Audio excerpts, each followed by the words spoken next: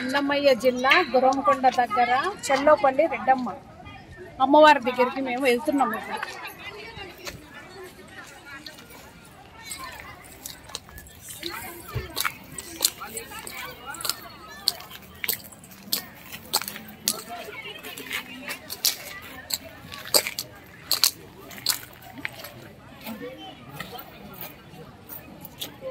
అమ్మవారు కొండలో వెలిసినది.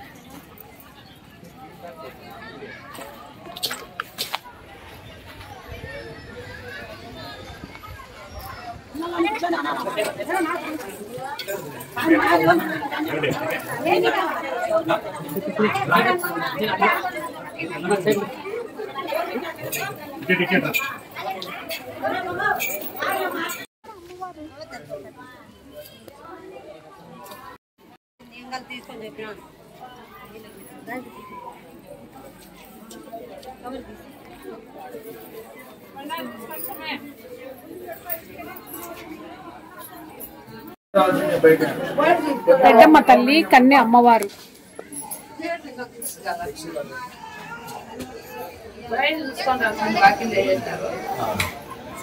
స్వామి అమ్మవారి గురించి చెప్పండి, రెడ్డమ్మ తల్లి గురించి.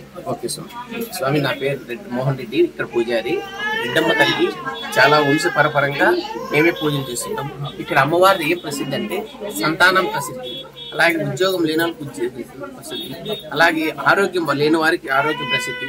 అన్ని రకాలు అమ్మవారికి ఎటువంటి సమస్యలు వచ్చినా అమ్మవారి వేడుకున్న దానివల్ల ప్రతి ఒక్కరికి అష్ట ఐశ్వర్యాలతో అమ్మవారి ప్రదర్శిస్తుంది. అమ్మవారు ఏకంగా మనలాగే మానవ రూపంలో ఉన్న దేవత. ఆమె అలాగే ఇక్కడ మన కొండ దగ్గరికి వెళ్ళి పూజలు ఇక్కడ కొండలోనే ప్రతిష్ఠ అయిపోయింది. అక్కడ అప్పటి నుంచి ఇప్పుడు మన అందరూ కూడా కొండ దగ్గరికి వెళ్ళి అమ్మవారిని వేడుకుంటే మన పూజలన్నీ లక్షణంగా జరుగుతాయి. అలాగే ఇప్పుడు ప్రస్తుతానికి బాలాలయంగా ఇక్కడికి మార్చడం జరిగింది.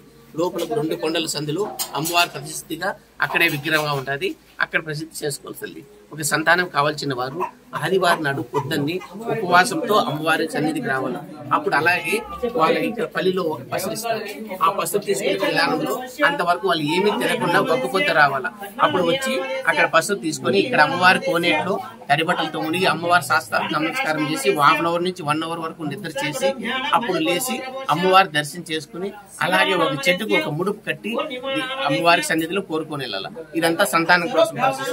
మళ్ళీ ఉద్యోగం కావాలన్నా, ఆరోగ్యం బాగాలేదన్నా, ఇంట్లో ఏదైనా సమస్యలు ఉన్నాయా అమ్మవారి దగ్గరికి వచ్చి చేతులెత్తి ముక్కొని స్వామి మాకు ఈ సమస్యలు ఉన్నాయి, మా సమస్యలు మాకు తీరాలి స్వామి అని చెప్పి అమ్మవారు మొక్కోవడంతో మన కోరికలన్నీ నెరవేరుతాయి. స్వామి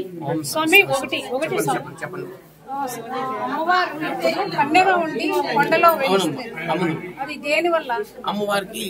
అమ్మవారిని కన్నిగా ఉన్నప్పుడు వాళ్ళు ఈ నవాబులు పరిపాలిస్తారు.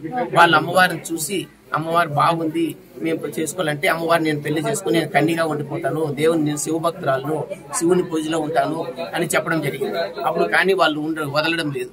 అలాగే అమ్మవారిని తరమడంతో అమ్మవారు కొండ బద్దలు కొట్టి కొండ లోపలికి వెళ్ళిపోయి అమ్మవారు అక్కడే ఫిక్స్ అయిపోయింది. కొండ లోపలికి పోయిన తర్వాత శివుని భక్తురాలైన వల్ల అమ్మవారికి మానవ రూపంలో ఉన్న అమ్మవారికి దేవ శక్తులు రావడంతో ఇప్పుడు మన అందరికీ అమ్మవారి లోపల నుండి మనకు ఎటువంటి సమస్యలున్నా కోరికలున్నా శక్తితో మనకు కురిపిస్తాం స్వామి.